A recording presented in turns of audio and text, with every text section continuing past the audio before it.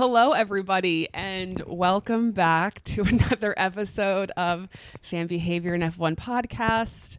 I'm Zoe. I'm back with Hannah. Hey.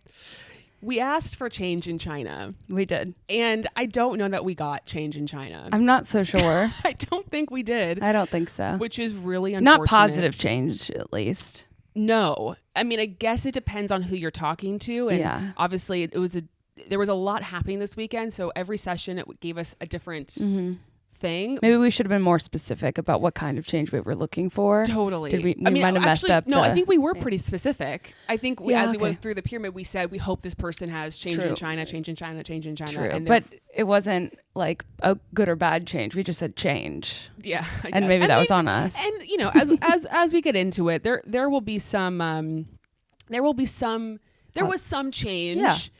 But then in other ways, no, not change. So anyway, I don't know. There's just so much to get into. I don't even really know. I guess the first thing we need to talk about is that Taylor Swift dropped an album. She did. That included an Aston Martin reference. Yeah, which good for her. And I just love, she always leans into the bit. Well, but my question is it part of the bit? Like, I don't know. So for those who missed you know, she knew that was being a part of the conversation. I guess. Well, this is my thing is I just don't know how, if we're just so in this bubble that like we know it, but did it really permeate past the bubble? Of all the cars that could have been referenced in said song, right. It is, and let's just say, you know, it wasn't on purpose. She also could have changed the lyrics if she didn't want to draw attention to, you know what I mean? Sure. So in her song, I'm Gonna Get You Back, she said, I'm an Aston Martin that you steered straight into the ditch, which then now people have changed to, I'm an Aston Martin that you drove or steered straight into Daniel Ricciardo. Which is hilarious. That is hilarious. Ha ha ha. There's also a song where she uses my name, which I thought was fun. I was gonna text you about that. She does say she actually says quite a few names. In this. I gasped. She says her own name too, which was kind of startling in one of the songs she referenced. She says she's going through kind of like different stars of different periods, and then she says Taylor Swift, the full name, and it was just sort of like, oh wow, I haven't gotten to that song. You know Taylor Swift? You've met her? But the reason I bring that up was obviously for the lyric, but then also I was going to get your opinion on the teams. Well, sorry, before I get to that, Aston Martin, did you see the TikTok they posted with Fernando to the song? No, but I'm really glad they did. Loved leaning into the Jimmy's bit. Just a smart man. And Fernando he's like, yeah, of course. I'm going to go down for it all. Yes, exactly. What I was going to say is all the teams leaning into the Torture Poets department aesthetic. Do we like that, or do we feel like it's sort of cheap? Not cheap's maybe the wrong word, but I think it's I think often about who the social media team is. Yeah, they're very dialed in, and I think there are obviously you couldn't pass up the Aston Martin thing, the Lewis Hamilton photo with looking like the album cover. I felt like that was apropos. And then sometimes I think it's done well, and then I think it's like, okay, you clearly just did that to be everybody else did it relevant, because pretty much every team put out their own version of the album with the drivers. Yeah, or like the Alpine. What was Alpine? They like changed the wording. Yeah, like I think it's funny when it fits and is like relevant to a scenario, right? But sometimes it's a little overdone when it's like, okay, well Taylor's album's dropping, so we gotta recreate her album cover. We gotta act like we got to do something for the kids or the people that are going to be. But they are paying attention to the crossover that exists in the fan base, and kudos for totally. I mean, I definitely enjoy it. I just think it's a little bit funny because I'm like, do these drivers even really know what's going on? But they never totally know what's going on. You know, they just are supposed to just smile. And Alpine should have leaned into the Travis of it all, though. Totally. Which was a missed opportunity. Maybe, I could definitely see them. Okay, I'm going to say this in case it happens. So if Travis goes to Miami, they're definitely going to post some sort of TikTok video using So High School. I hope so. Just watch out. Watch the space. God, I really hope Travis Kelce goes to Miami. I'm almost certain he's going to be there, but we'll I guess when I say that is I hope we see Travis Kelce. We probably in Miami. won't see him because no, we're not doing that. Okay. We're manifesting. Okay. I won't accept that. I will accept after the thing if it doesn't happen, but what I won't accept is preemptively assuming we won't see him. Because this is where you and I are very different, because I would have to tell myself, I'm not going to see him. And then if I do, what a pleasant surprise. Yeah, but keep it up here. Okay. Just don't say it out loud. That's all. No, I'm just saying you are like you go for, I would rather, we're rather see him. think it's going to happen and then have it not. Yeah, because then afterwards you're just like, well, I mean, obviously we weren't going to. That's called being delusional. Okay, right. Yeah. Right. I have to like protect myself. And as our friend Michaela says, being delulu is the salulu. Yeah. I've been beaten down. That Today's a hard day for you to be optimistic. Delulu left in me anymore. Yeah. I don't believe that. Yeah. You can find some. Well, we'll see. I was also, so I added this prior to the weekend starting, and we can get back into this later, but there was an article that came out about why Lance Stroll is probably going to stay at Aston Martin for 2026. And Mike Crack, his team principal, saying that basically Lance is so valuable because of his, quote, technical feedback. That's why he's going to stay with the team in the future. And listen, that's a bold thing to put in writing. Is technical feedback very important? Of course it is. Of course you need a driver who can provide technical feedback. And if you have it, that's why a team with 2 rookies or 2 young drivers, it's difficult because they don't really know how to provide feedback. And then Fernando came out and basically said, I drive through problems. Like I don't always spot issues because I tend to like drive through issues, which is why Fernando is so great. Yeah. Whereas Lance is more sensitive to problems, so he can catch things, whatever, which again, like that's an important skill to have. But my point to Aston Martin would just be like, you can find another driver who has good technical feedback and also, I mean, it's just such a canned PR response to, well, his dad owns it. Yeah. And that's fine. Yeah. I mean, it's not, but can we just call it like, right. I'm sure his technical feedback is great, but that would not be an answer given to any other driver who isn't performing the way you expect them to perform to stay on the team. Yeah. So it's comical that the question's even answered, if I'm honest. Well, I guess he has to say something. Well, of course. They really should just not ask the question because it's disrespectful to anyone who has to answer. We'll get back to Lance. Don't you worry. There's a lot that I have to say. And I also want to say, too, before we get into the whole weekend, like, I think it's just important. Most of our people that watch our show, listen to our show, respect the fact that we may have different views or opinions or thoughts on drivers than they do. And to you all, I salute you. And I thank you for recognizing that this is a sport. We are allowed to have different opinions. We're allowed to root against drivers and not have that seem like we hate them or think that they're terrible people or whatever. Yeah. But there are a handful of people that I think get really upset if we say something that is literally our opinion against another driver. Yeah. And we've always maintained we are not the news. No. We are a biased podcast. Yeah. Full bias. Fully biased podcast. Yeah. We try to, of course, acknowledge when certain drivers that maybe we're not as, we don't pay attention to as much when they do well, or we try to be as comprehensive as possible. But we would be lying if we're biased fangirls. We didn't have drivers or teams that we pay closer attention to than others. That's just how it is. Yeah. So. And it's hard because, when the Patriots were in their dominance and everyone's like, I hate the Patriots. It's a body. It's an organization. It's a team. Yes. And it's very hard or here. The Chiefs now. Yeah, because it's like, it's an individual. Right. And so I feel like it makes it more personal, and I totally get that. But it's not the human being. It is the thing that's happening that they're a part of. It is. And again, it's also our opinion. For example, I think it was last week or maybe the week before, I said, I think Yuki could be faster than Checo, and some people were like, how can you say that? But I'm like, but also I'm like, we literally don't know who is faster between Yuki or Checo. So for you to say, how could you say that? Well, it's because I think it could be true. I think it could be true, but we actually don't have any proof otherwise because they've never been in the same car. So I just want to urge everyone to just relax. It's all fine. And it's if you have a strong opinion about something, you can start your own podcast. Yeah.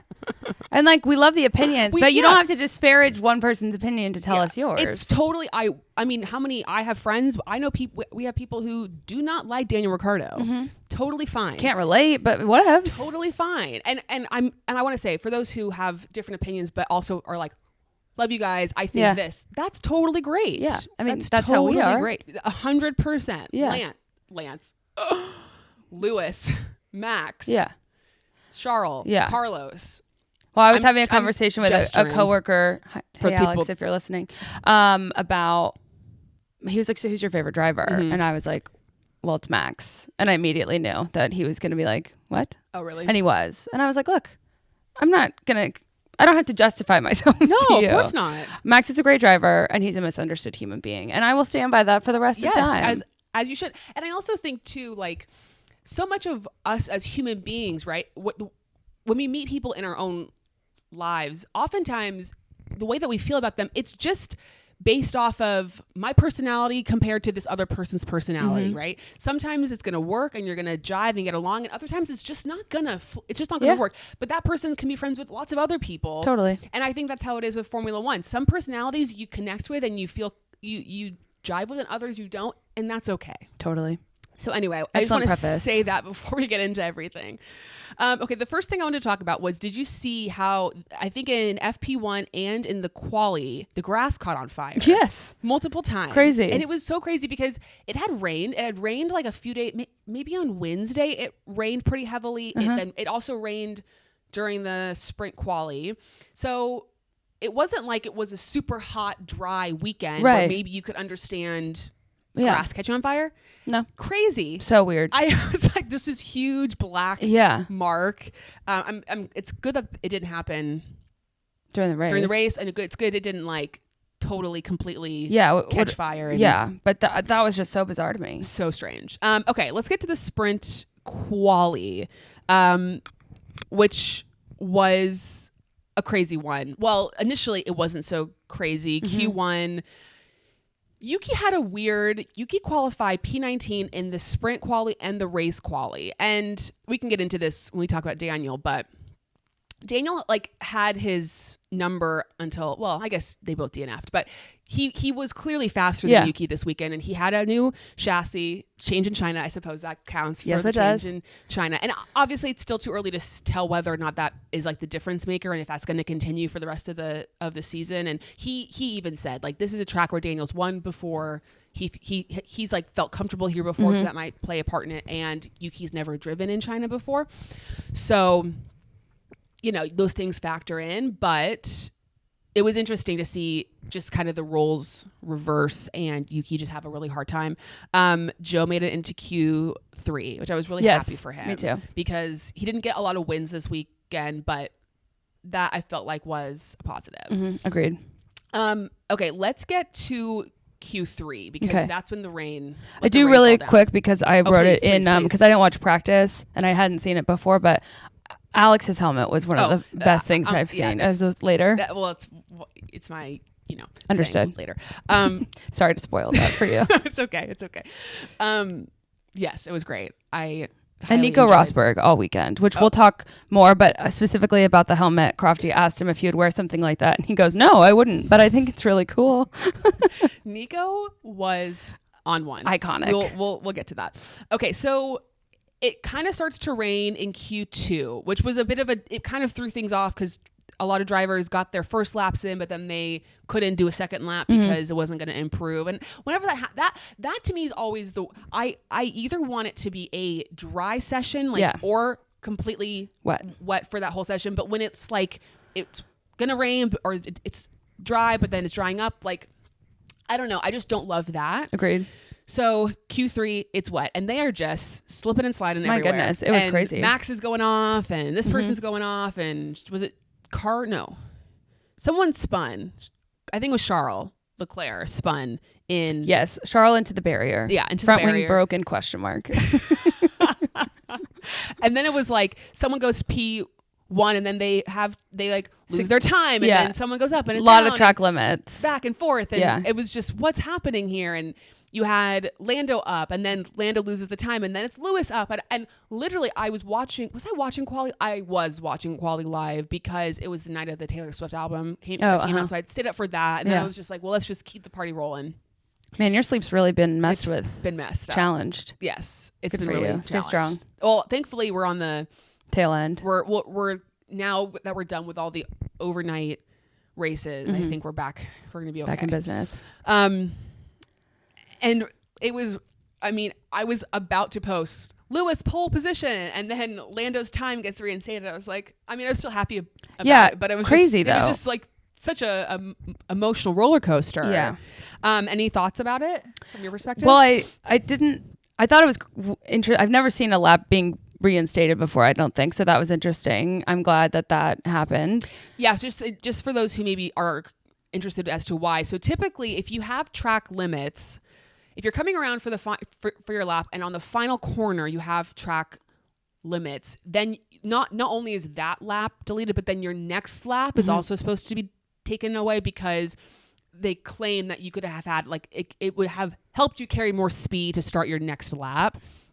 Now, because of the conditions and the rain, and because there's gravel on that, it didn't, I guess the stewards decided that it actually didn't benefit him to have that issue. So they said, you get it back. Now, clearly they're just a little willy-nilly with what they certainly have been. Choose to punish and take away and not punish and whatever.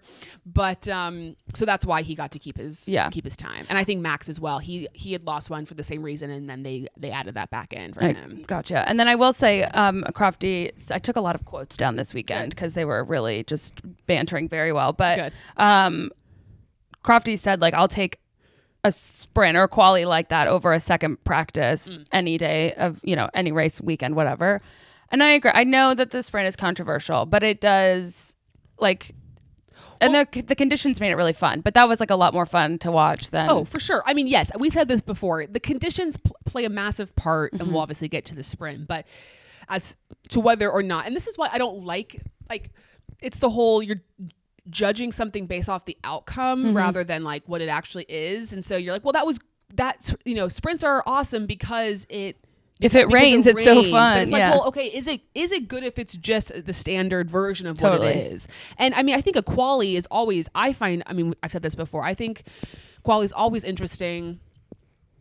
I would rather watch a quali even if it's dry or, just a normal situation over a practice. The sprint though is where, I mean, I would also rather watch a sprint than a practice, but I think it's more about, is it worth it for like the drivers and the teams and whatever? And I was going to ask you so do you feel about the new order? I liked it.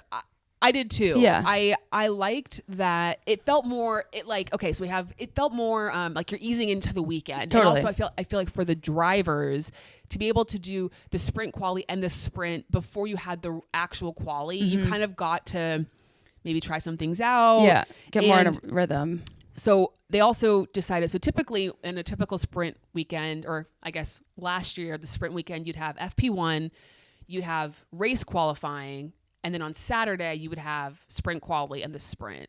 And typically after qualifying on Friday, that's when the car goes into park for May, and you couldn't change the car from that point forward. Well, now that's changed, so you can change the car after the sprint for qualifying, which I think is also nice because if something didn't work in the sprint, you can make the adjustment for the qualifying and the race. You're not like stuck in something. Yeah. Because that happened to a lot of drivers where they would like try something for the sprint and then it didn't work, and then they were screwed then again for the race. So anyway, okay, the sprint. Yes. Lewis and Lando at the start. Yes. Crazy. Very crazy. Lando I have to give him a lot of, I think he's a very level-headed person. He's not somebody who, I think he sees it or he says it like it is. He's not someone who I don't feel gets super emotional about moves or decisions or anything like that. And he, after the race and everything, after the sprint race, never was like, Lewis pushed me off or Lewis did something, and he was like that he had the right to do that, which I respected that he wasn't, because he lost a lot of about it. Yeah, places. I think went down to like 7th or something with that. That was a bummer. Yeah, but I appreciate that he was just, I think he took accountability for his own mistake. Yeah. And then we had Lewis in the lead for a little bit. We did. And Nico had so much nice things to say. So nice. You're so complimentary. I was living for that. I mean, Nico is the king though of he says the compliment and then he stabs you right in the back. You know, 100%. he's always sort of saying, he says the nice thing and then the insult comes. Yeah. You know, You're just kind of waiting. Yeah, he's just such a shitster, and I love it. And I know a lot of people. He's a very obviously controversial figure. There's people who love him, there's people who hate him, people who don't like his commentary. I loved it. Thoroughly enjoyed. Now, I was gonna say I don't think I would want him to replace Martin full time. No. I think I ultimately prefer Crofty and Martin. But it was a fun change in China. It was a fun change in China. Yeah. And I kind of like basically this is more so in the race, but like every time Crofty would say something, Nico would like no, shoot it down. Yeah, he was so antagonistic. Like, yeah. Well, there was one point that I think Crofty was like asking him. This was during the race, but I think he was like asking him a question, and Nico goes, "I totally disagree." And Crofty was like, "That's why I was asking you." Literally, he was like, "That it was a question. I wasn't making a statement." Question.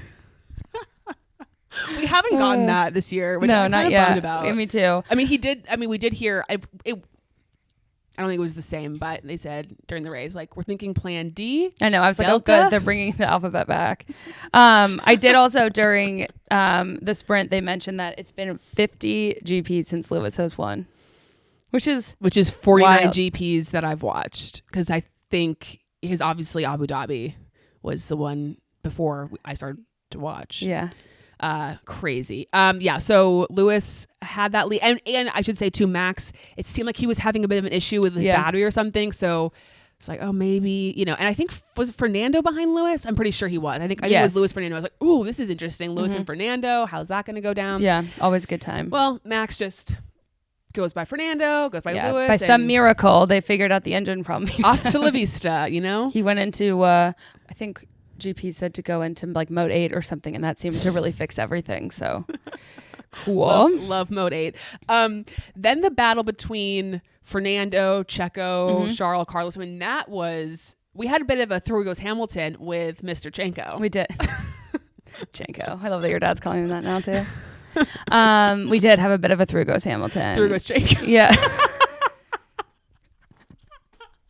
We can only hope that makes its way into the broadcast at some point. Maybe when we're hosting. It doesn't quite hit the same, but no, it certainly doesn't. Hilarious. No. But that was just I mean, it's very rare for what was it, 4 cars, 5 cars, I don't even remember, all battling for like, however many positions that was. It was just, that was a fun thing. And then Fernando obviously has his puncture. Yeah, that was too bad. DNFs, got a penalty as well. I think for pushing Carlos off the track or something like that. Oh. Which it didn't really make sense to me, because he DNF'd, but he got a penalty, 10-second penalty. And typically if you get a penalty and you DNF, it's applied, you then get a penalty for the next race because you couldn't serve it during the race. But maybe because it was a sprint, they just, maybe so. Who knows? Anyway. Okay. So then we had a little Ferrari on Ferrari crime. Now, like mob stuff going on. Italian mafia. Just kidding. If you're listening, it was just a joke. It's just funny because the team's Italian. Well, I know. No, I know.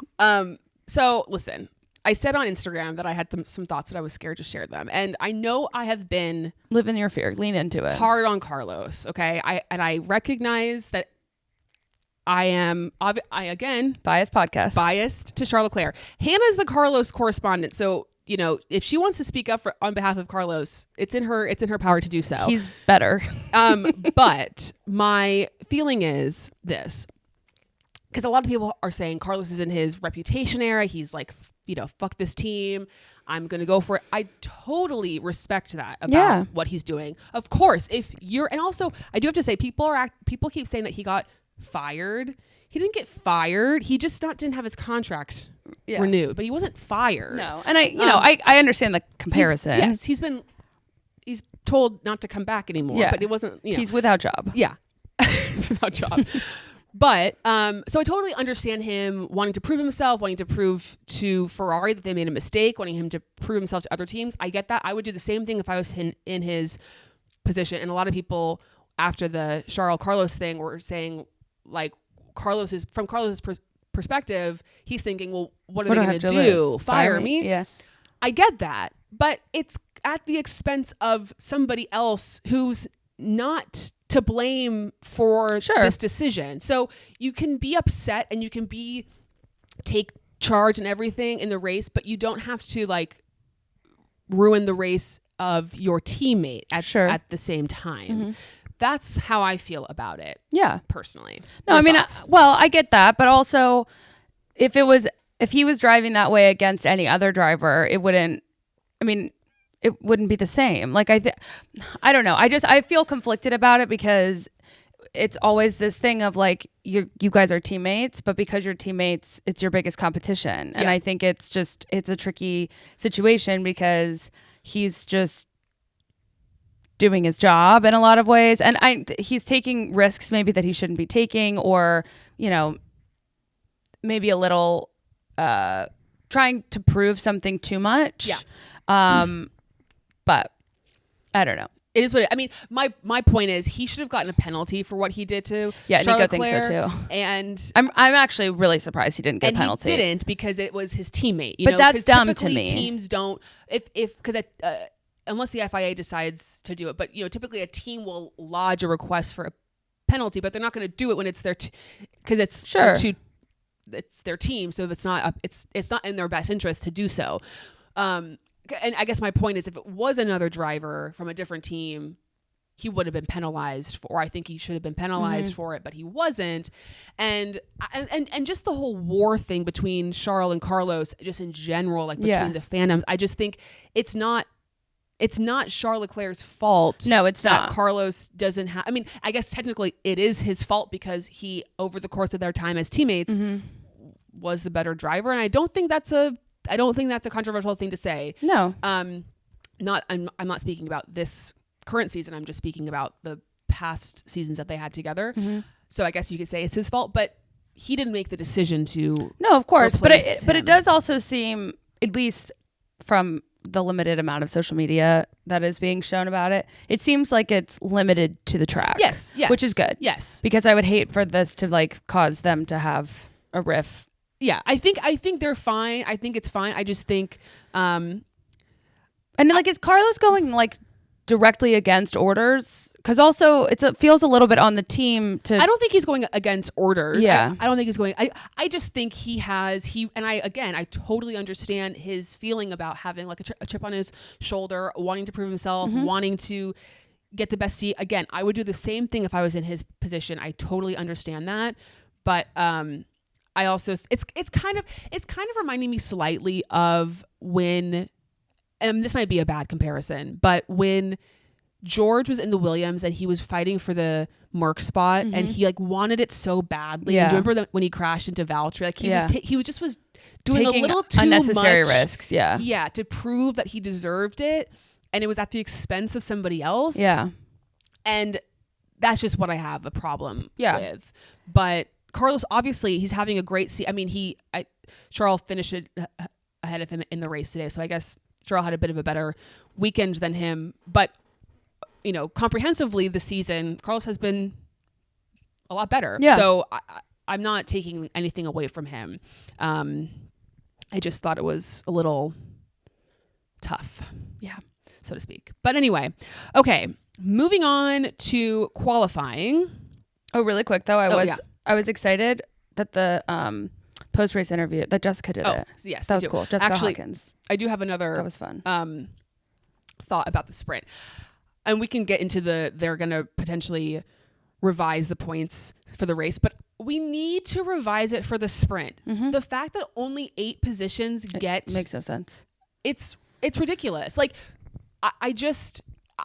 there were first and part of the problem too with that sprint is like basically from whoever was in P10, basically there was like a extremely long train of like DRS. It was like Valtteri, Daniel, K-Mat. It was like, and nobody could pass anybody because they were just stuck in this DRS train for like 12 laps. Yeah. And then I think finally Daniel passed Valtteri and it kind of broke up a little bit. But that's the problem with the sprint because it's so short and you don't have any pit stops.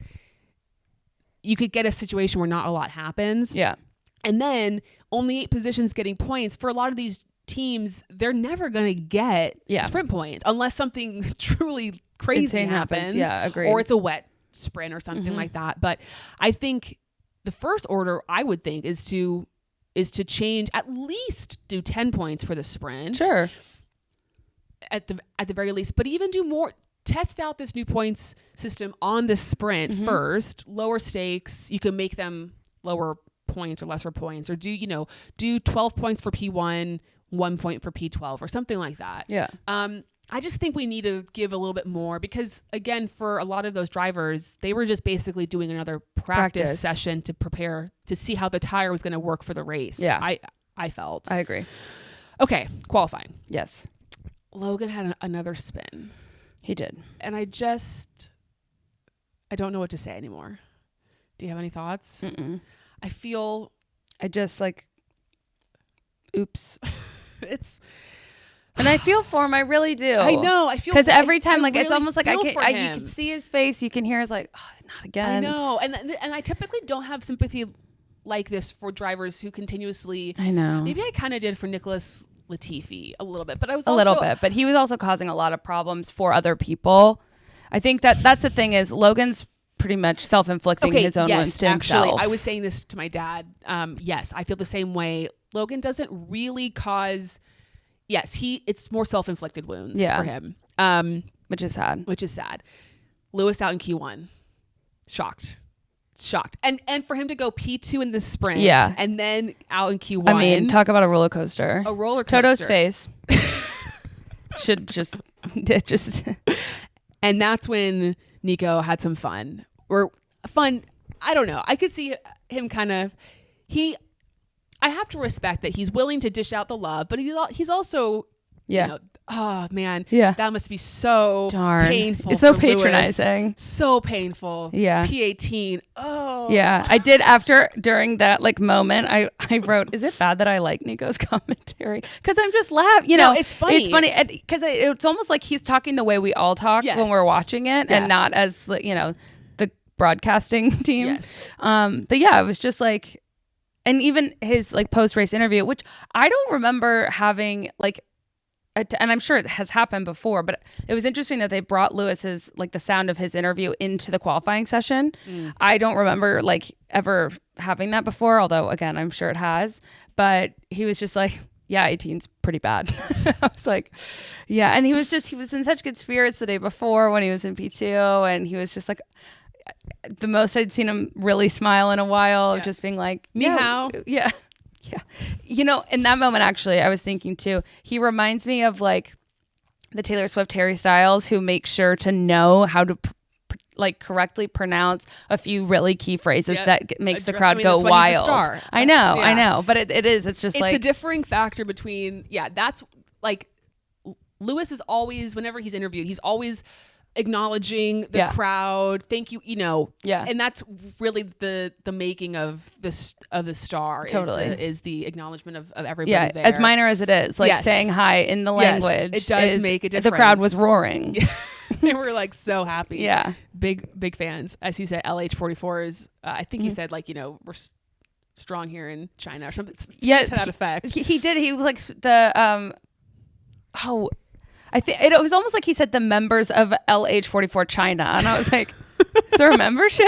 I don't know. That wasn't exactly the way he said it, but it did make it sound like there was a fan, like a club that they paid dues for or something. I was like, oh, I didn't know. Is there one in America? Of course. Well, Yuki again out in Q1, P19 again. I was kind of shocked by his lack of performance. And then Pierre got through to Q2 for the first time. I was gonna say we talked about this last week, or maybe it was the 2 weeks before, how Instagram, I love Instagram post a session because it's always used as a explainer of why someone had an issue. It's always just kind of used as like more context. And in Pierre's post qualifying, he was like, I can just pull it up. It kind of made me laugh because it was just kind of what we had talked about previously. Let's see if I can find it. Why can't I find it? Did he Maybe. delete it? Maybe. Okay, well, it was something to the effect, or it could have been on his Instagram stories. Something to the effect, oh yeah. Wait, no, here. Okay. Despite not having the upgrade this week, Q2. So like he wanted everyone to know I didn't. He did it without the upgrade. I didn't have the upgrade. Esteban had the upgrade. Just those types of things were just kind of funny to me because it's like just so you soak it up. I don't have the upgrade and I still did that. Yeah. So acknowledge that. Did you notice that Checo almost got out in Q1? I was a little like, oh shit. Yeah, that was wild. I don't know who was the other. I think it was Zhou actually. Zhou was the next one in line. That would have been kind of interesting if that happened. Bottas did really well. He did. He got into Q3 again. So did Nico. And then just sat there. Yeah. Which I understand. Yeah. But I just think it's a funny choice. Yeah. He was like, that was as good as it's going to get for me. And then after Checo obviously almost didn't get out of Q1, he did get P2. So he keeps putting in good performances, which I think he's more and more likely to keep his race seat. Anything else from qualifying? Well, I was impressed after Carlos's incident that he was able to get back out. That was good. I mean, he was very fortunate to not have damage to the car. Agreed. Because that could have been bad. Oh, yeah. Oh, also at one point, sorry, I'm like really on my quotes today, but Nico was just really on one. At one point, they were talking about tire temperatures, I think. Okay. And he referred to them as he wants them to be pasta al dente. And I was like, oh, that's interesting. Okay. He is something else. Truly. And I also have to say, too, with Nico, he did it in, I think... No, there's so many different sessions that it's hard to keep track. But a couple times over the course of the weekend, he did make a point to praise Daniel. He did. Actually, I wrote it down. He said, can we please praise Daniel for a second? Yes. Of course we can. And I just have to say, Thank member you. of Rick Nation, Yeah. Nico Rosberg. Thank you for doing that. Max got his 100th pole position. Snaps for Max. And I know. We always just like it's. But the end so of Q3 funny. was also wild. It was just like it kept changing and it was stressing me out. We always come on. It's just unfortunately Max's accomplishments just get sort of tossed out because it's not interesting for us to sit here and be like, and Max got pole. Let's break that whole down. It's another day of the office. It's just one of these. Yeah, it's one of those. It's like no one's surprised. Congrats. Yeah. And even Nico, I think at one point was like, I know it's not that interesting for the action, but it's a historical moment. Of course, and I was 100%. Like, yes, but that's the perfect way to explain it. It's like, yes, no, I don't think anyone's like not paying attention to the historic nature of it, but it's also like, well, of course he got his 100th pole today. Like we've all gotten so accustomed to it that nothing is really, it doesn't affect us the same way as it would somebody else. Because I mean, even my family, like today I came upstairs and they were like, how's the race? I was like, oh, it's good. My dad was like, Max win? I was like, well, yeah, it's a Sunday. So of course he did. Except for that one lucky one. That was crazy. Okay, let's get to the race. Let's see anything else. Okay. Nope.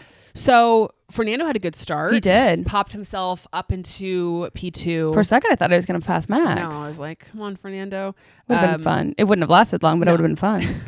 Lando also had a really good start. Mm-hmm. I also commented, it wouldn't be F1 without Lewis complaining about his tires. Immediately. Which that was the worst tire, man.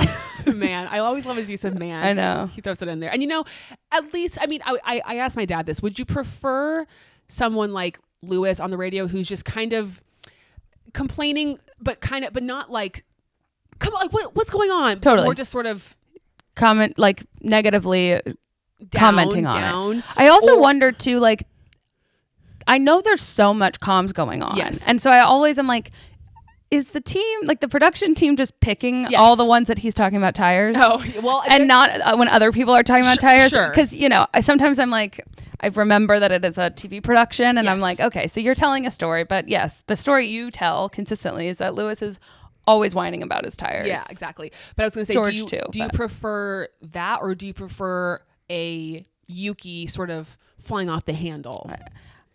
For entertainment, I prefer the occasional Yuki. But if you were the engineer, Lewis, okay, because it is a bit of an eye roll, but he's he's calm. He's frustrated, but he's relaying information. He's really just venting. Totally. And I think a lot of drivers and he feels do safe that with Bono for now until it changes. Can Bono not go with him? I don't know if he can. Because I guess he's a Mercedes employee. But he I don't believe is. He's getting, I think, a new engineer next year. Wow. Okay. I don't know if he's going to get Carlos's or what. Curious.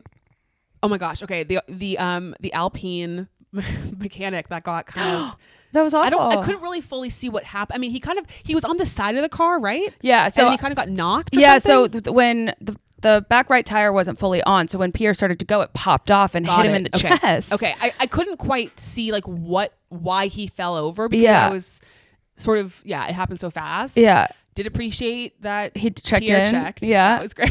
I was joking. It would have been really shitty if he didn't. I was joking though, like what if it was like he's like he's actually broken his leg. Totally. He's going to the hospital. Yeah. You know, like I mean they probably would have lied to him. Yeah. And I don't. You broke a couple ribs, but it's fine. It's also hard because it's like, even though it was Pierre's move that popped the tire off, it wasn't his fault. Yeah, it wasn't his fault. It might have been the guy who got hit. Yeah, exactly. I don't know what role he plays like in the crew, but actually no, it wouldn't have been his fault. It would have been it would have been someone else because he was further up ahead. Yeah.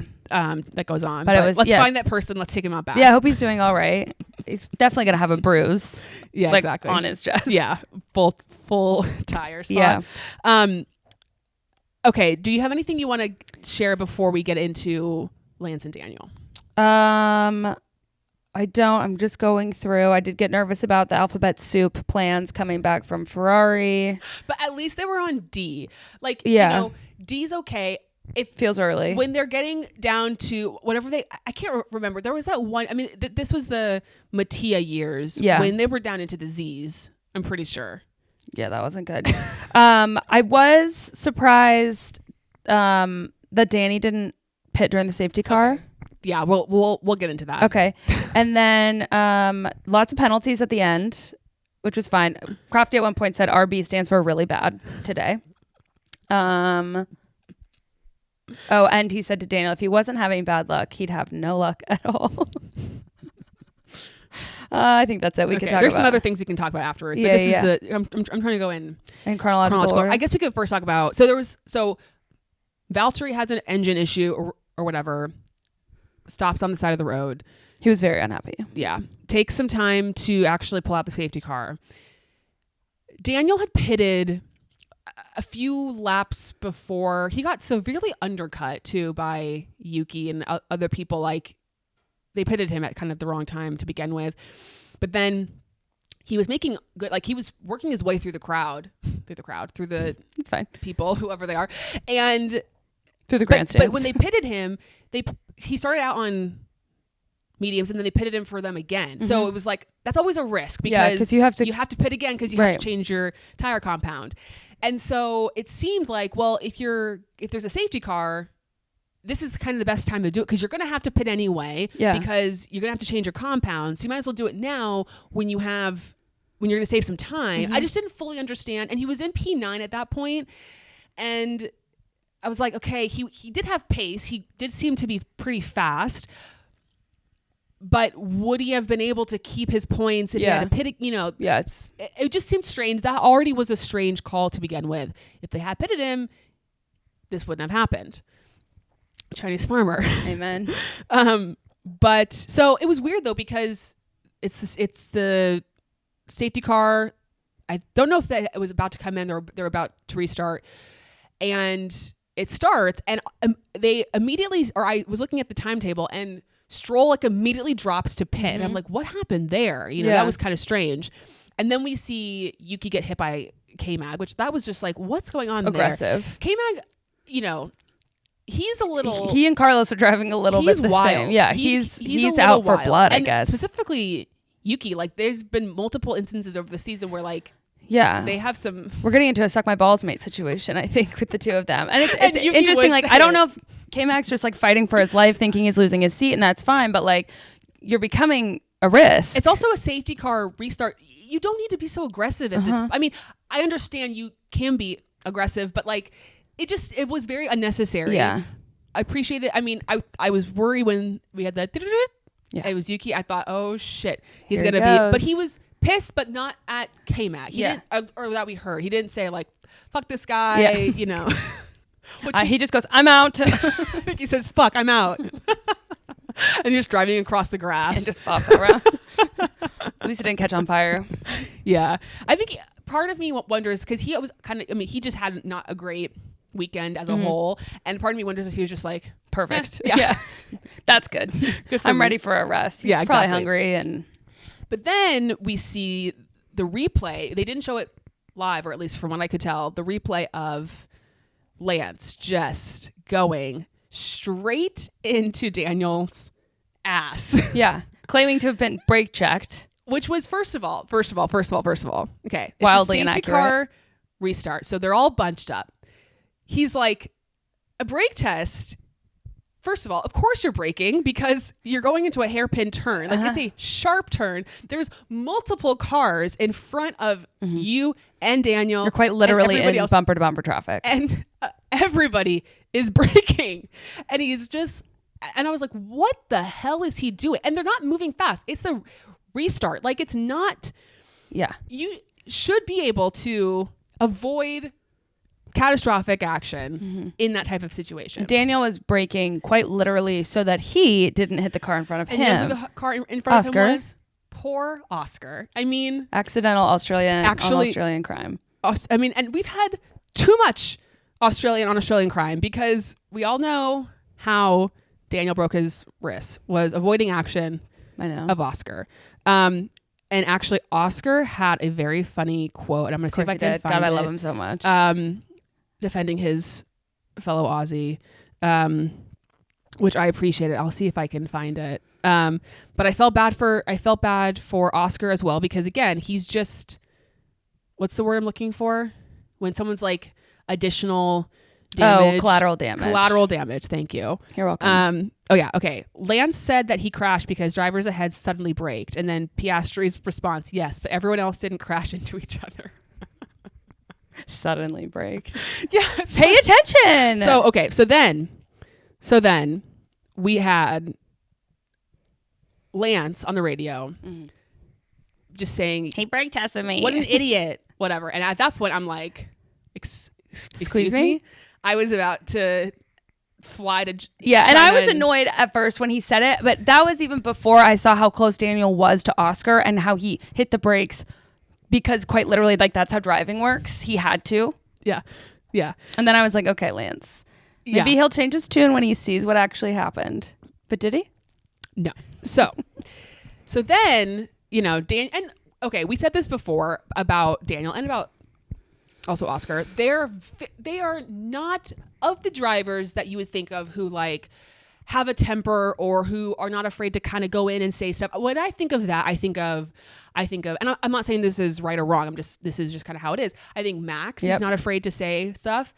Yuki, Pierre. Yeah.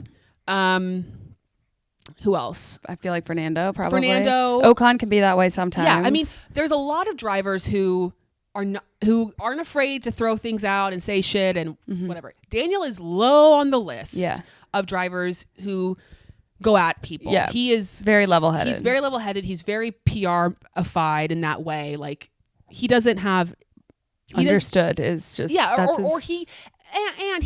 also, I feel like, acknowledges that things happen and can move on from things pretty fast. I don't think he takes a lot of like things personally or not like when Pierre went up to Carlos, and he had that, when he said that thing to Carlos. That was funny. That was funny. But no, today, not the case. Not the case. Well, he had started to calm down. We started to calm down. So there's multiple quotes, and I guess we can kind of go through all of them. He gets into the media pen, and he first said that he watched Lance's onboard, and it is true. He said that he could tell Lance looks at the corner and not at the car in front of him. And I think Daniel said it was kind of patronizing, but he was like, literally all you have to do is look at the car in front of you, like in this type of situation. Like that's the job. The issue, because you can't overtake in these situations either. So you're not. There's no need to assess the field over here. Exactly. You need to assess the car that's 1 inch you. in front of you. Exactly. With its brakes on. Yeah. So he was kind Rules of the road, babe. Yeah. So he was kind of that. But then the biggest issue is the fact that Lance is just not taking any sort of accountability. Lance hasn't watched the replay, I for imagine. his actions. And I feel like, you know, again, they're all drivers. They understand these things happen. Mistakes happen. They've all made mistakes. They've all done things that are stupid, whatever. I feel like Daniel's the kind of person who, if Lance had said, dude, I am so sorry. Like, that's totally my bad. Over. It's unfortunate. It sucks that it happened, but you can move on from it. Yeah. But that's not the route he took. I think it's the lack of accountability that really pissed him off. Mm-hmm. So Daniel's also the first one, and he might not do it immediately, but I feel like he's really good about taking responsibility and apologizing when something like that happens. So it's annoying to not receive the same treatment. But and as we've said too, it's hard to judge, or it's not always fair to judge a driver when from what they say in the heat of the moment in the race, because they don't know what else is around them. You know, I think there was that instance. Was it George and Lewis last year where they crashed into each other and Lewis was like, my teammate ran into me, and then he because that was his perspective, and he realized that there's nothing to do. And then he was, you know, apologized for that or whatever. So of course I understand that. But when you rewatch it and you can see it for yourself and you can see what's happening, you then should have the ability to go back. So, okay. So this is one of the quotes Daniel said. Actually, I'm going to pull up the full thing so that we can get into this. Okay. Maybe in an hour when he sees it, he might take some accountability, but if he doesn't, I can't help him, nor can anyone here. It's so frustrating. Obviously racing incidents happen, but behind a safety car, that should never happen. What made my blood boil is I watch his onboard just to see from his perspective. And as soon as we start braking, you can see his helmet turn. He's not even watching me. I don't know what he's doing, where his head is, but all he has to do is worry about me in that situation. And he clegally wasn't. Let's see what he says in the media, but if he comes after me, then I'll say more. I started to calm down, and then I was told what Lance thinks of the incident. Apparently I'm an idiot and it was my fault. That made my blood boil, blah, blah, blah, blah, blah. I'm doing my best not to say what I want to say, but fuck that guy. And I'm being nice too, if that's what he thinks. And then, okay, then they said Stroll clarified afterwards that his idiot's comment were not aimed at Ricciardo specifically. Who was it aimed at? And then he said, I don't think it was him. Everyone just slammed on the brakes and he was the guy in front of me. I got a penalty because of the end result that I hit Ricciardo, but it's not like everything was normal and I just slammed into the back of him. It was actually. That's exactly what happened. Respectfully, it was normal. It was a normal situation. You weren't paying attention. Now you're embarrassed. Yeah. It's just such the classic, you messed up. Yeah. You're embarrassed. And so you're choosing to blame everybody else. Now, I do have a question, because when Lance, because I think he called him an idiot during the race, but he called him an idiot again after? No. All that commentary is from the race. That's prior. Okay. Yeah. And then they actually got to there's a video of Daniel being told that Lance said that he was an idiot or that it was his fault on camera. He saw red. And Daniel was like, and I could see there was parts of him where he was like, shut up, shut up, shut up. No, like, you know, like when you're like so mad that like, you're just like, you kind of have that face where you're like, I just kind of can't quite believe is he for real? What I'm hearing. And he kind of kept having that sort of like, yeah. Like he was gonna go. He like was going into overdrive, but he's such a calm person that it's like he was silently going into overdrive. And I think trying to bite his tongue. Kept saying like, that pisses me off. Like that pisses me off. And I felt like he was about to go punch him in the face. Yeah.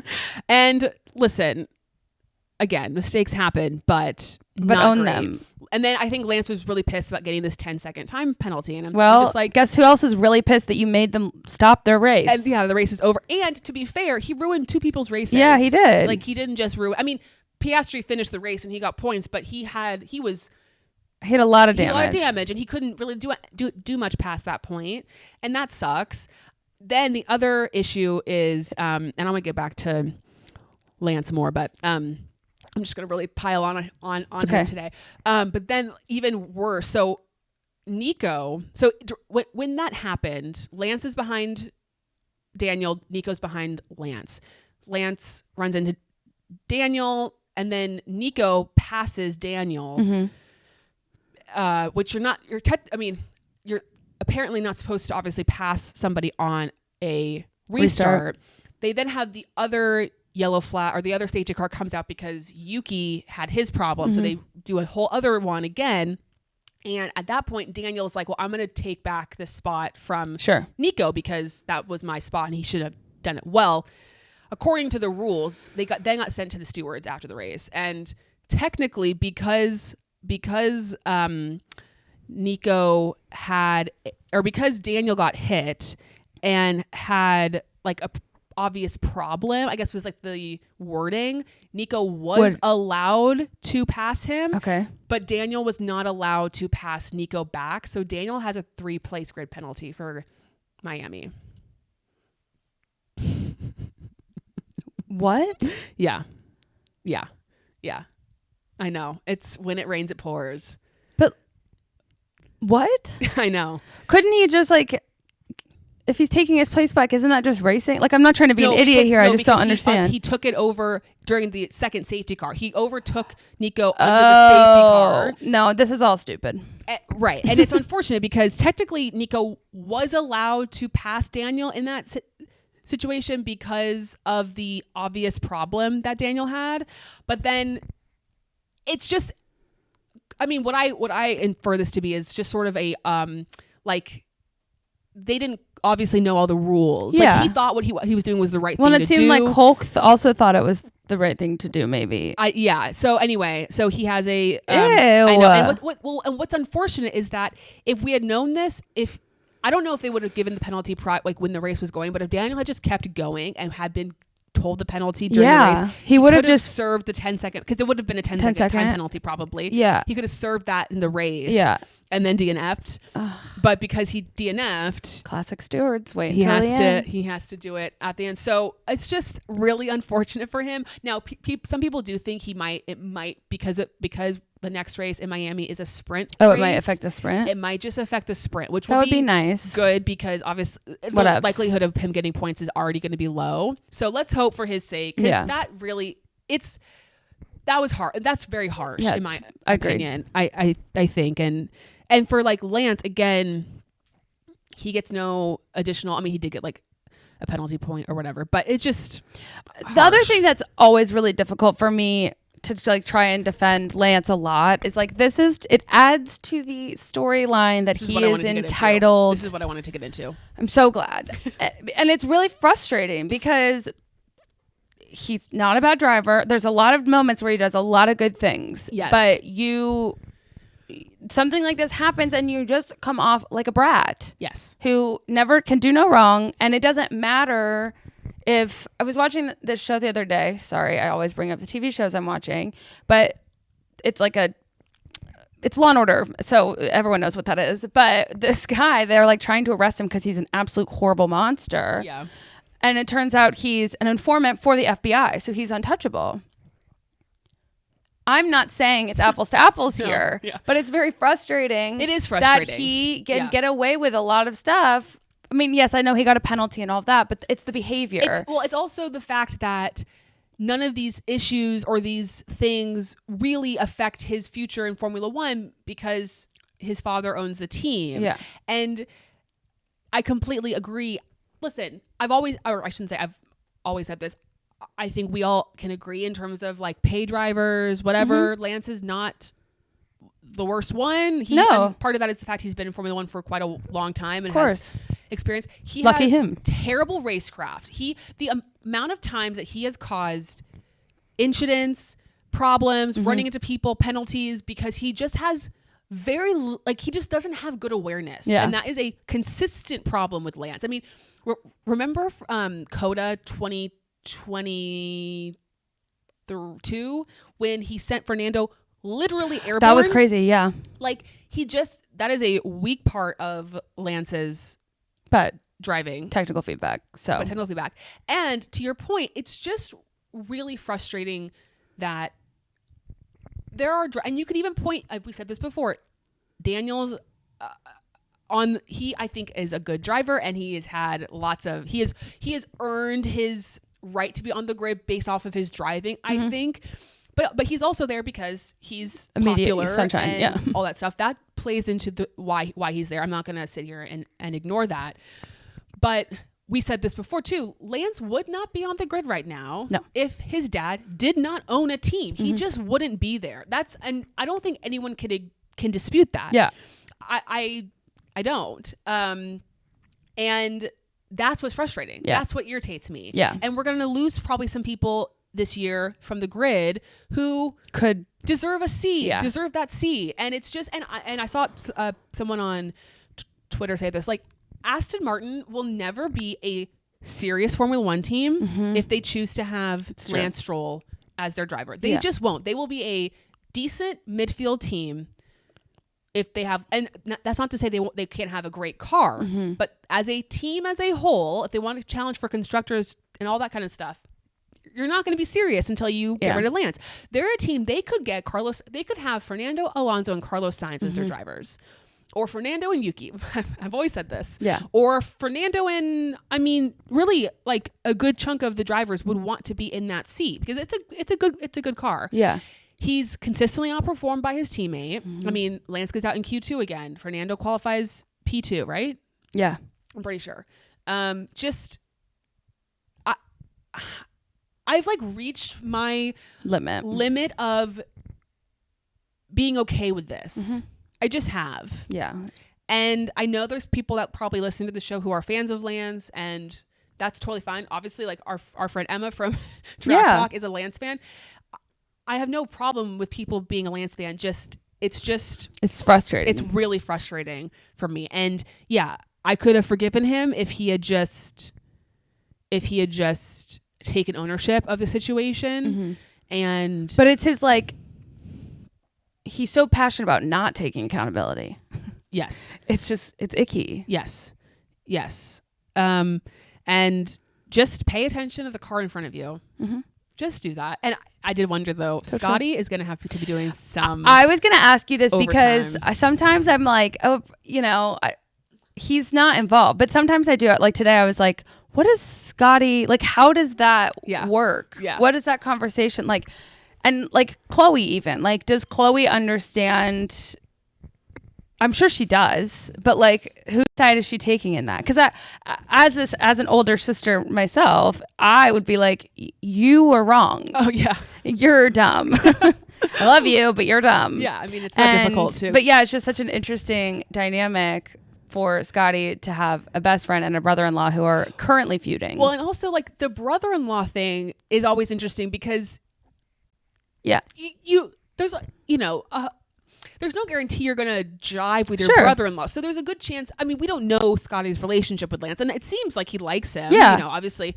But I think he's on Daniel's side. Oh, well, in this particular situation, I think most people with brains and eyes are on Daniel's side. I do want to say, like, I don't have confirmation that when at the time of Lance's commentary, he actually saw the replay. I don't know. Yeah, we did. I mean, we've seen him in the biggest issue is that just in the post-race press conference and stuff, he just doesn't take responsibility for the problem. He's saying, I get that. Deserve a penalty. No, and I totally get that, but also I think it's kind of like the Lewis thing that you mentioned earlier. Like if he hasn't seen the full picture and he's still only talking about his perception, he has seen it. Okay, yes, that's all I wanted to clarify. Point. Yes. So then, yes. 2 thumbs down for you today, sir. There was an article I just saw, and the headline is, "Sorry, Lance Stroll, but is it really that difficult to apologize for driving into Daniel Ricciardo?" The most simple of tasks, paying attention to the car in front of him, was not something Stroll had been doing. Like, he shouldn't be on any road in a car as the driver if you can't pay attention to the car in front of you. Frustrating for, not to keep belaboring the point and going on and on and on, but this is what we have a podcast for. Daniel was having a really good weekend. Like, he was really having a good weekend. I know. I was ready to see a smile again. He had out-qualified Yuki in both qualifyings. I was trying to think of a different word. He, did decently well in the sprint, given the fact that I think he finished 11th, which was pretty good.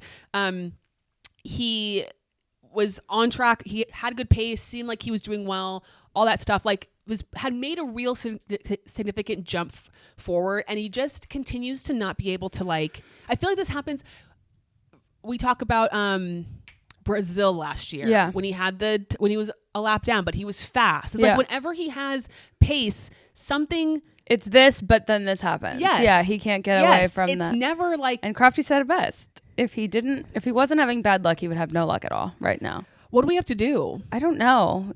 If anyone has advice, like, is there a dance? Is there a ritual? Fuck. It's rough. I don't know.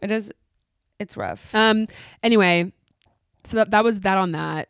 Fernando almost losing it at the very end there when his car hit the gravel. That was crazy. Stressful. But also good on him for maintaining. And Nico did keep referring to his age. Yeah. Like for 43 or whatever. Like that's really good that he what do they say? Reaction like a teenager, I think is what Crofty said. It's like, yeah. I mean, he's a professional race car driver. Yeah, so. he's got that on lock. Uh-huh. And then I was obviously very happy for Lando. Yep. His woot woot. Yeah. His dad's so precious. He is cute. So proud. And then, very happy for Zhou. He did not do so well in the race. No, but I love that they gave him his own parking spot at the end. People were kind of clowning him for like being emotional about P14. He wasn't emotional about P14. He was just overcome. Like he has never raced in China. Yeah. He's the first Chinese driver on the grid. He was overwhelmed by the people are so emotion annoying. of he had 60,000 people cheering for him in his yes. hometown. Yes. So guys, be for real. Yeah. So I was happy. I mean, obviously, I think his highlight was getting into Q3 in the sprint quali. Yeah. And it would have been nice. I think he came in 9th in this. Oh, he had a good sprint too. I think he came in 9th in the sprint. He did. So he was 1 right away from there, points. Yeah, which would have been a nice bummer for him.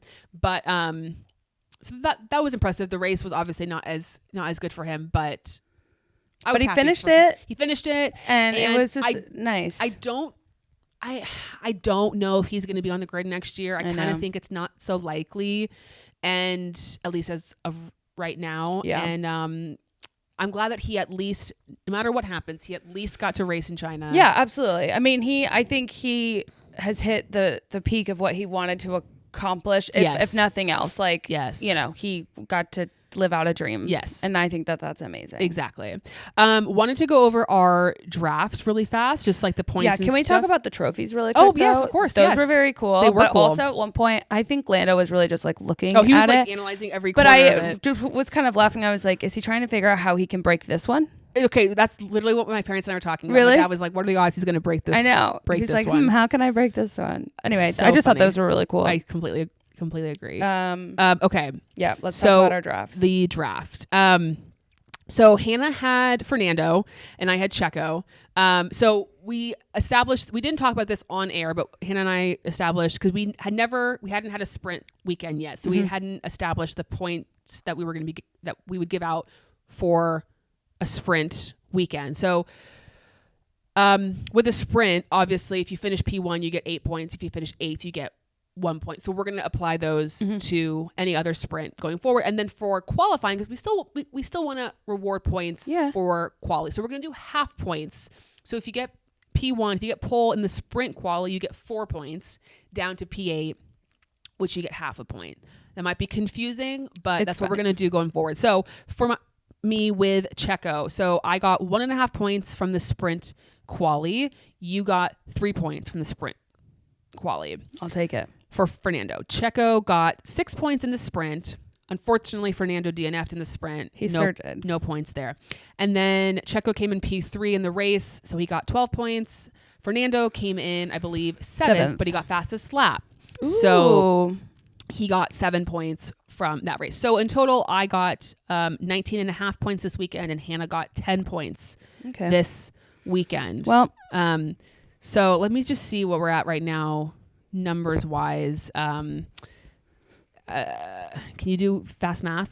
No, but I can get the calculator. Well, out. I think you can. These are pretty whole numbers. Okay, so in Bahrain you had George. You got 20 points. Okay. Lewis in Saudi you had 5. Okay. Max in Australia you got 10. Okay. Nothing for Daniel in Japan, and then 10 Fernando. 45 points. 45. Okay, now can you do? Yeah. Okay, so Nico 1 for Bahrain. Okay. Yuki 2 Saudi Arabia. Charles 25 Australia. Okay. Nothing for Valtteri last week, and then 19.5. Okay, so 28 plus 19.5. 28 plus 19 Oh. and a half. That's 47 and a half. So we're That was so dumb. I don't know why the half really threw me off. Yeah. We are very close. Yeah. All right. Should we draw for? Yeah. Now we're going to be at this race. Yeah, we are. So. With Travis and Taylor. Exactly. Sorry. I'm just getting. I know. Alex. Woo! Alex Albon. Okay. Yay. You pick? Oh, I don't want that one. Okay. I don't know what it was, but she's analyzing. Charles. Don't let me down, bud. Yeah, let's hope your streak, because you are. I know, they are DNFing at least once a race. All right, Alex, need you to get points. Oh my God, they are DNFing once a race. Yeah. Oh no. Well, it is another sprint weekend. It is another sprint weekend. Yeah, which bodes well for you, not so well for me, because you have multiple situations to get points, and I don't. Yeah, it's not going to be likely for me, but it's that's okay. Could surprise us all. Fan and foe. Oh, yeah. Would you like to share your fan before we get into some of the questions? This is a long episode. I appreciate everybody bearing with us. Yeah, thanks for hanging out. So my fan is I don't know if people saw on Instagram, but there is an IndyCar race in Long Beach this weekend, and one of the supporting series, it is at the IndyCar race, right? Yeah. Is the Stadium Super Trucks, and our friend Zoe who's Zoe Racing on Instagram. We were able to participate in sponsoring her car, which was really cool. And it was cool to see our logo on the car. Very and cool. All the other, like some of our other F1 friends that got to support her. I don't know. It's just a cool thing to do. I was excited that she kind of crowdsourced that sponsorship, and also just seeing the videos coming out from her of like all the little girls who are like sitting in her truck, and I don't know. But also, if you've never even seen like video of that series, it's wild. Yeah, it's really cool. It could never be me. Yeah, I mean, awesome. Absolutely not. But it is really cool, and I love that her car is pink, and I don't know. She's just an awesome person, but it was a cool thing to be a part of. Very, very cool. My fan, as Hannah spoiled earlier, is Alex Albon's panda helmet, which incredible. I just loved so much. I thought it was so funny and cute, and that he like did a photo shoot with pandas. Like I need to see at the that. Zoo. But they went to I think like a zoo or something, and took some pictures. And it's just funny, like, because it's a helmet, like how far apart the facial features of the panda were. Yes, it was very funny. Cute. It just made me. It just feels very Alex. Totally, exactly. Yeah. Okay, your foe, Lance. Okay, mine's Lance too. It was just too much today. It was 100%. It was just too much. I'm like Daniel. I like need to calm down. Yeah, I need to calm down. It was just disappointing. I would love to see what he did, like more so Daniel. After did he was something thrown? Do you think he threw something? Lance or Daniel? Daniel. Yeah, his empty water bottle in his like green room, or his driver room. Yeah, that's what I mean. Yeah, something was definitely done in his driver room. I hope he didn't punch the wall, because that wouldn't bode well for his. Protect your hand, sir. Punched or maybe he. I don't know. I'm trying to think of like what. Snap something. Yeah, he also seems like the kind of person who just kind of squats and like runs his fingers through his hair, just like pulls. What hair he has left. Yeah. Screams into the pillow. Yeah. I mean, it is 2 DNFs in a row is really rough. It's really rough. I don't really have anything else to say about it. Like, when it's inflicted by another person too, it's just so frustrating. Like it's annoying on its own if it's a mechanical thing or whatever, but when someone's being an idiot, genuinely, it's tough. It's really frustrating. Okay, let's get into some of the questions that you guys sent in. Why do you think Lando had a better race than Oscar before Oscar's damage?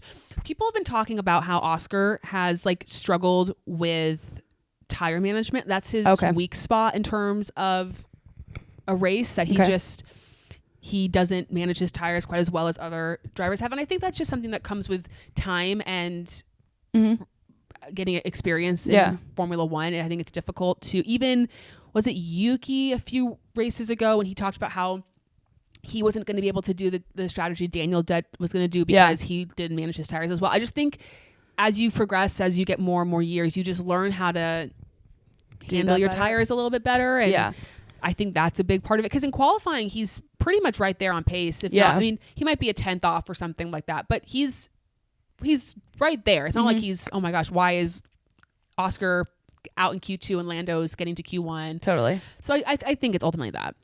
I'll take your word for it. Is Lance deliberately trying to force his dad's hand to fire him? No, because he won't. This has been a question that I have had since I became a fan. Does Lance want to be there? I do think he wants to be there. We talked about it after his injury last season. Like, I would have never expected him to put in that amount of work, like, as quickly as he did. Like, that was the moment that I was like, oh, okay, maybe he really does want to be here. Right. But yeah, it's just, he doesn't do himself a lot of favors. Right. And so it's very confusing. But I think at least the perception we all have is that as long as Lance still wants to drive, he has a seat. Right. And I guess then the answer is, yeah, he still wants to drive. Someone said, do you blame Lance for the crash? And if so, what do you think he could have done? Yes, he could have braked.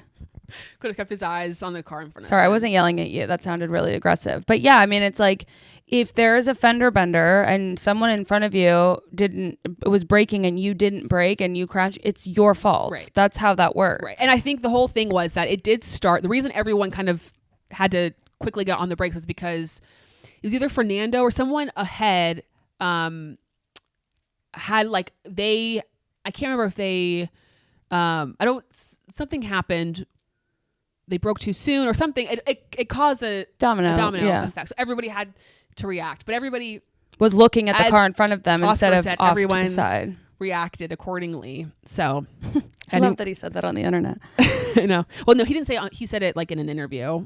Even but better. I mean, it went on the internet. Oh yeah. Okay. So thoughts on the potential new points system? They are potentially going to introduce, I guess, as early as next year, points for up to P12. I still think they could go more. I agree. And Crofty was talking about this too. Like, why are we stopping? Like, why are we only going up 2 more people? I think like today, even at, given all of Lance's foibles, like there was a moment between him and Kevin that there was like a really good battle going on. And it's like, we're watching it and it's interesting to watch and it's exciting to watch, but they're technically battling for nothing. And it's like, there are those moments where there's exciting things happening at the back of the grid and they're really just there racing, but they're not getting anything out of it. And I just think that that's disappointing. So I think I'm glad that the conversation's happening and like moving in a positive direction of giving points to more people. But I just don't understand what the hesitation is to have it for everybody, like every person, unless you DNF. The idea like that points that, because I think people feel like, oh, points are so valuable and if you get a point, it's like, oh, it's so exciting. And I get that to an extent, but also we should be also acknowledging every position matters. And that, going from 14th to 13th, like that will make a difference to your result, you know? And we also are in an era, we said this 1,000 times, I feel like, but we're in an era where the cars are so reliable. Like you're typically on, maybe you get 3 cars DNFing, but typically it's like 2, 1, a lot of races, no cars DNF. So it's not like we're back in the olden days where like you'd have 6 or 7 cars per tire. So then, that the 10 points is opportunity for points becomes easier. Right. More attainable. But I think I don't know. It's like the one hill that I die on. Well, and the other thing too, like I don't like the fact that the person who gets fastest lap only gets the point if they're in the top 10. Right. Because there's been times where the fastest lap went to someone who wasn't in the top 10. So they should be rewarded for that, even if it is just the 1 point. Like, right. But if you're going to say, well, the person who gets fastest lap has to have points before. I think the reason is because they would worry that, because if you're in 13th and you don't who cares if you're 12th or 13th, everyone in that back half would just start to pit consistently just because they were trying to get fastest lap. Whereas if you're in the top 10, if you're only 5 seconds ahead of the driver behind you, you're not going to just say, well, let's just fuck it and pit because I'm going to try to get fastest lap, But if you give points to every position, then you add stakes to every position and therefore every position should be able to get fastest lap. So I think it all kind of like comes together.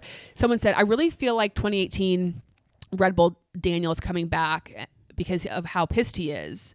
Do you guys agree? I did like seeing. I'm not familiar with 2018 Daniel, really. Like angry. Like he had like a fire about him. Sure. That was that whole thing with Baku. Oh, sure. I do have to say, I really appreciate the fact that Daniel is pissed off. Yeah, it me shows too. that he's still in it and he cares. He's, yeah, like passionate about it, and he has strong feelings about it. And I feel like we've seen him in past instances be sort of defeated in those moments. And I like that he was like, fuck this shit. You know? Totally. And so I certainly hope it propels him and keeps him going and like motivates him to. Me too. Keep it. So keep if that's up. What's happening, I'm here for it. Yeah. A lot of people annoyed with Lance. So many people just. Yeah, I'm not surprised. Yeah. And then, and I think it's just, like salt in the wound kind of. It's just sort of like, oh my gosh, so many people upset with. Well, I hope you guys have enjoyed our a lot of people happy with Zhou, like happy that it he was had nice. that chance and blah blah blah. Okay, and I will say too, I was very appreciative throughout the entire broadcast, and I know it kind of goes without saying, like it would be really bad for them to not highlight Zhou throughout the weekend because it is his home race. But I felt like I thought they did a really nice job highlighting him, and it was really nice to see. It was sweet. So now we're on to Miami. Yeah. We will be in Miami. Yeah, so if you are also going to be in Miami, I hope we get to see you. I think next week for our episode, like that will go into the week of the race, we could like maybe do some GP kind of do's or don'ts or like kind of go into what to do during a race weekend if it's your first race. Yeah. Logan's home race. Yeah. I do think so. I was thinking about this. We did change in China, right? Yeah. I think we should each, as we go forward throughout the rest of the calendar, we should each choose a word that starts with an alliterative word. Yes. Is that I don't know. If alliteration. Yeah. So we obviously have Miami, so an M. So can you think of a word? Moves in Miami? Okay. I can go first because I have a word. Oh, you have a word. I'm going for miracles in Miami. Ooh. I am hoping for some miracles Okay. this weekend, whether that is a driver winning the race that hasn't won in a long time or hasn't won at all, a surprise driver on the podium, a driver getting points that typically doesn't get points. I think we all can agree, even though we had the Carlos win, which was great, and we all, I think, collectively needed that as but I don't think it was, once Max was out, it was like, okay, yeah, he's in the position to win. I don't think it was who's it going to be? I think we were all in need of a little bit of like a feel good something. Yeah. A la Pierre Gasly winning in Monza. I'm not saying we're going to get that necessarily, but something where it's like, oh my God, can you believe that this person won? Or can you believe that this person got on the podium? Or this person finished P5? Like, that's so great. We need a little, I mean, aside from potentially Max fans or other people who are happy with the way that the season's going, we need something to kind of buoy us. Yeah. Well, I'm going to go sort of in the same vein, but McLaren in Miami. Okay.